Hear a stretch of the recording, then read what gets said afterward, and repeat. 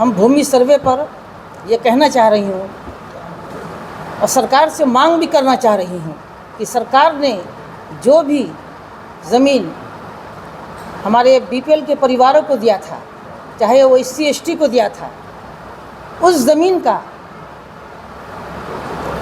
आज जो है CO जो उसी ज़मीन का अतिक्रमण कर रहे हैं।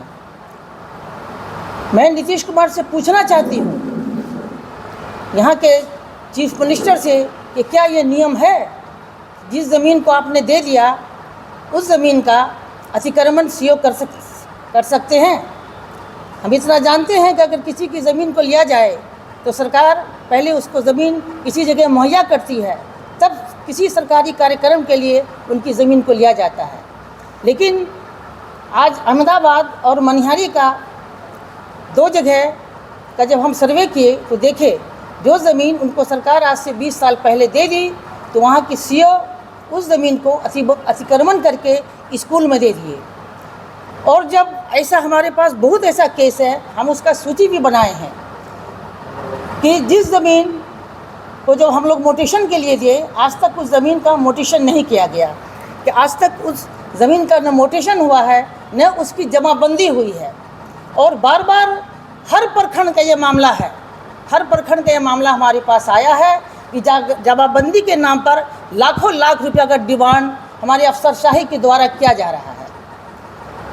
तो हम आप लोग के माध्यम से ये कहलवाना चाह रही हूँ सरकार से कि क्या ऐसा कोई प्रावधान है कि जमाबंदी का काम क्या आवेदक का है या सरकार का है, और उस जमाबंदी को बार बार मोटेशन को रद्द कर दिया जाता है।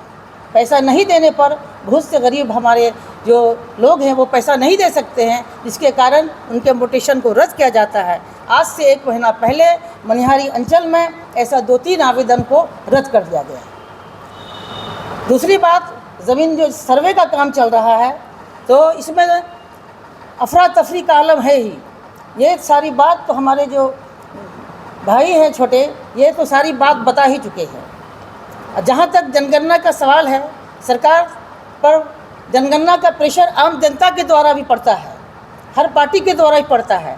हमारे यहाँ जनगणना हुआ तो इसमें हमको लगता है कि 5 करोड़ रुपया से कम सरकार ने खर्च नहीं किया, लेकिन सरकार जनगणना होने के बाद हमारे 34% लोग BPL के अंदर आए। उसका रेशियो 3% था, जिसमें 94 लाख लोग जो है इसमें चिन्हित किए गए थे हमारे ऑफिशियल वेबसाइट के द्वारा नीतीश कुमार के, कि इन लोगों को 2 लाख रुपया हम रोज़गार के लिए देंगे। लेकिन आज तक उसमें एक भी ऐसे लोग नहीं हुए जिनको कि एक को भी रोज़गार के लिए पैसा मुहैया कराया हुआ। ये हमारी सरकार के लिए और आम जनता के लिए बहुत बड़ा सवाल है कि आज भी सरकार गरीब गुरबा को ठगी का काम कर रही है। तीसरा सवाल, हमारे 2008 में महादलित मिशन के द्वारा नीतीश कुमार ने अपने ऑफिशियल वेबसाइट पर यह दिया था कि हर दलित परिवार को 3 डिसमिल ज़मीन मुहैया कराया जाएगा। लेकिन महादलित परिवार के 94 लाख ऐसे परिवार थे जिनको सरकार को ज़मीन मुहैया कराना था, लेकिन हमारी सरकार आज तक हमारे दलित परिवार को, जिसके लिए नीतीश कुमार दलित महादलित में बांट के अपने राजनीति करे, लेकिन आज तक 2,40,000 लोगों को उन्होंने ज़मीन दिया, बाकी लोगों को आज तक ज़मीन नहीं दिया। 2,40,000 में 1,20,000 लोग आज ऐसे भी हैं जिनके कब्ज़ा में ज़मीन नहीं है, आज भी वो ज़मीन भूमाफिया के अंदर है।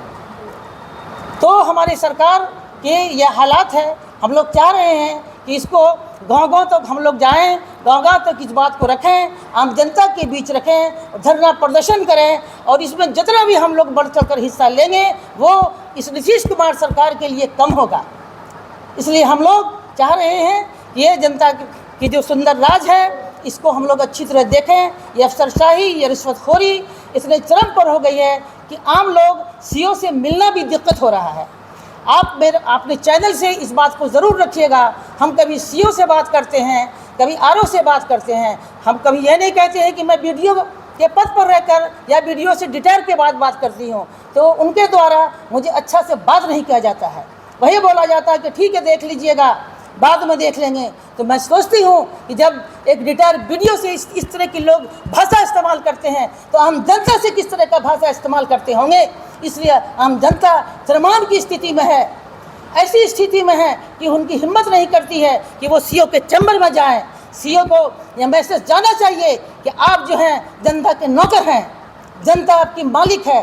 अगर आपको बहुत शौक था बड़े अफसर बनने का तो आप किसी कंपनी में जाकर नौकरी करते, आप क्यों बीपीएससी करके जनता के नौकर बने हैं? आप नौकर हैं, मैंने भी नौकरी किया है, हमने अपनी नौकरी में हमेशा जनता का नौकर अपने को माना है, लेकिन ये नहीं माना कि हम जनता का मालिक हूँ। लेकिन आज अफसरशाही इसलिए बढ़ चुकी है कि सारी पदाधिकारी तो जनता को नौकर बना बैठे हैं और अपने मालिक बने हैं। इसको दूर करना चाहिए। यह पैगाम हमारा कम से कम सरकार के यहाँ तक जाना चाहिए। हमारा नाम सैयदा नुसरत मंजूर, महिला अध्यक्ष जिला कटिहार।